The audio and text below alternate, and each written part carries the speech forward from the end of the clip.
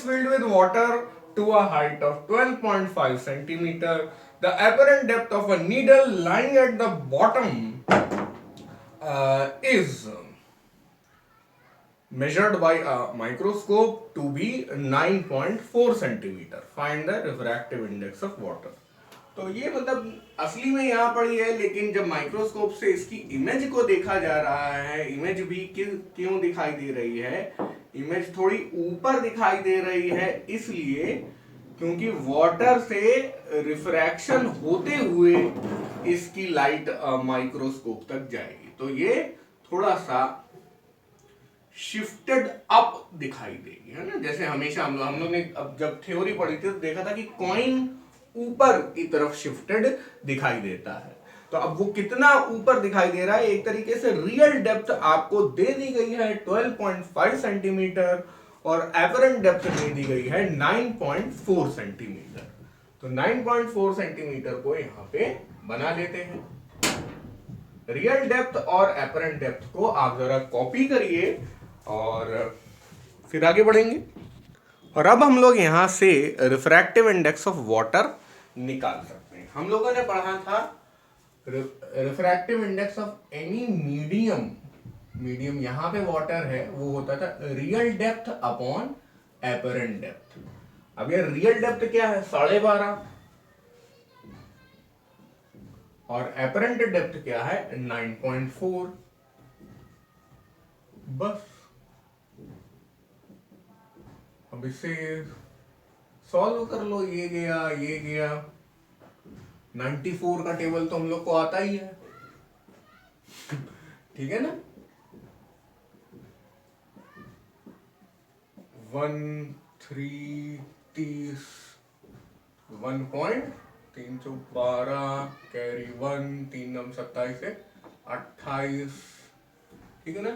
10 में 2 गया 8, ये हो गया 280, ठीक है। तो ये भी लगभग मतलब अब फिर जीरो मैंने बढ़ा दिया है यहाँ पे अपनी तरफ से, क्योंकि डेसिमल यहाँ पे लगा है। अब 94 2 होगा, लेकिन ये लगभग 3 के आस ही पास आ जाएगा, मतलब राउंड ऑफ होके वो 3 तक पहुंच जाएगा, ठीक है ना। चलो ऐसा डिवाइड कर दिया मैंने -2 आ रहा है वहां पे। एनीवे आई थिंक आप समझ रहे हैं यार क्या हो रहा है, ये सब कोई बहुत बड़ी बात नहीं है, ठीक है। 1.33 और मतलब आप कमेंट कर सकते हैं, हेटर्स कमेंट कर सकते हैं कि साला रट के आता है, तो कोई बात नहीं, ये तो होता रहता है यार मेरे साथ, ठीक है। अच्छा ये हो गया। अब उसके बाद नई बात क्या है कि what is the refractive of index of water, तो कर लिया। If water is replaced by a liquid of refractive index 1.63 up to the distance up to the same height, by what distance would the microscope have to be moved to focus the needle again? तो real depth तो वही रहेगी। अब उसके बाद कोई नया liquid भर दिया गया, वहां पे भी रियल डेप्थ और एपरेंट डेप्थ तो चलेगा, लेकिन एपरेंट डेप्थ अब चेंज हो जाएगी। रियल डेप्थ जो थी वो 12.5 ही थी, 12.5 ही रहेगी, और रिफ्रैक्टिव इंडेक्स ऑफ लिक्विड इस बार 1.63 दिया है। थोड़ा सा और डेंस रखा गया है, हम लोग थोड़ा सा और डेंस रखा गया है नए लिक्विड को, वाटर से भी डेंस है वो। तो अब ये भी आप कर लेंगे, नई एपरेंट डेप्थ आएगी 12.5 डिवाइडेड बाय 1.63। तो अब ये डिवाइड करने का पेन मैं नहीं लूंगा, ये अब आप ही करेंगे।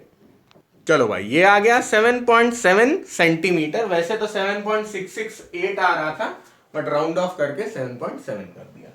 तो जब वाटर भरा था ये अपरेंट डेप्थ थी, जब नया लिक्विड भर दिया गया तो अपरेंट डेप्थ 7.7 हो गए, और डेंस होने की वजह से शिफ्ट और ज्यादा बढ़ गया।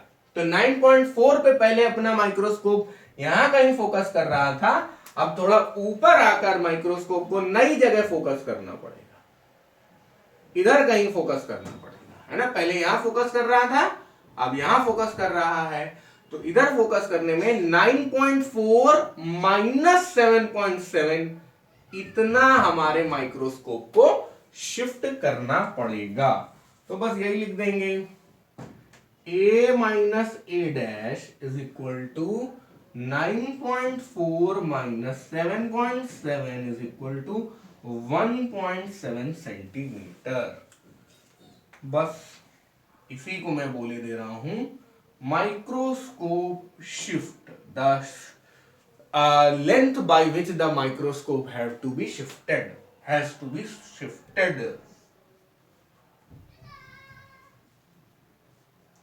माइक्रोस्कोप भी जॉब कर रहा है तो उसकी शिफ्ट है।